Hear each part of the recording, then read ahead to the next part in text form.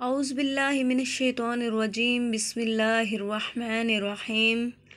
السلام علیکم۔ آج ہم آپ کو مشترکہ اعمال شب ہائے قدر کی فضیلت سنائیں گے۔ قرآن کریم میں ارشاد ہوا ہے، لیلۃ القدر خیر من الف شہر، یعنی شب قدر مرتبہ اور عمل میں 1000 مہینوں سے بہتر ہے۔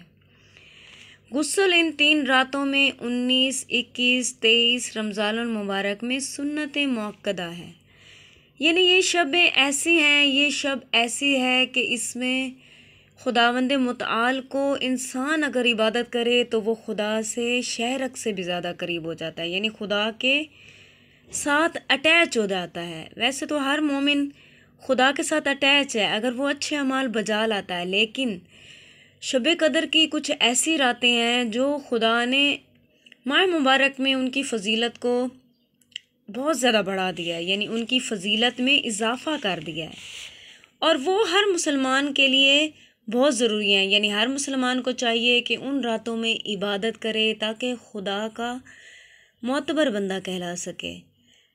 اس میں بہتر ہے کہ غروب آفتاب کے قریب غسل کرے۔ زاد المعاد میں رسول خدا کا ارشاد ہے، جو شخص شب قدر میں 2 رکعت نماز بجا لائے اور ہر رکعت میں سورۃ الحمد کے بعد 7 مرتبہ قل هو اللہ احد پڑھے اور فارغ ہونے کے بعد 70 مرتبہ یہ استغفر اللہ و اتوب الیہ پڑھے تو اللہ تعالیٰ اس کو اور اس کے والدین کو بخش دے گا۔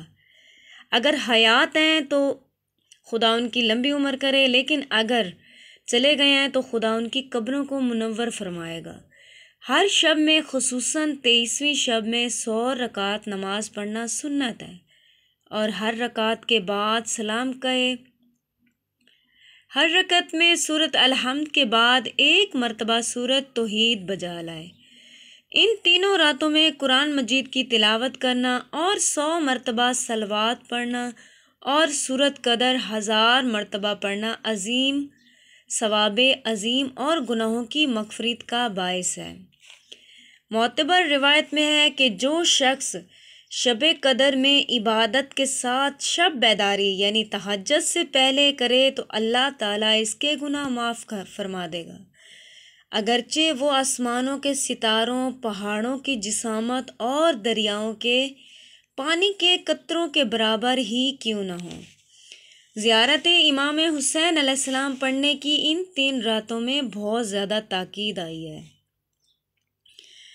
نخبۃ الدعوات میں حضرت امام محمد باقر علیہ السلام سے منقول ہے کہ شب ہائے قدر میں قرآن مجید کھول کر اپنے منہ کے سامنے رکھے اور یہ دعا پڑھے تو اس کی حاجات پوری ہوں گی۔ بسم اللہ الرحمن الرحیم۔ اللہم انی اسألک بکتابک المنزل وما فیہ وفیہ اسمک الاکبر واسماؤک الحسنی وما یخاف ویرجى أن تجعلني من أتقائك من النار وتقضي حوائجي للدنيا والآخرة۔ والسلام علیکم۔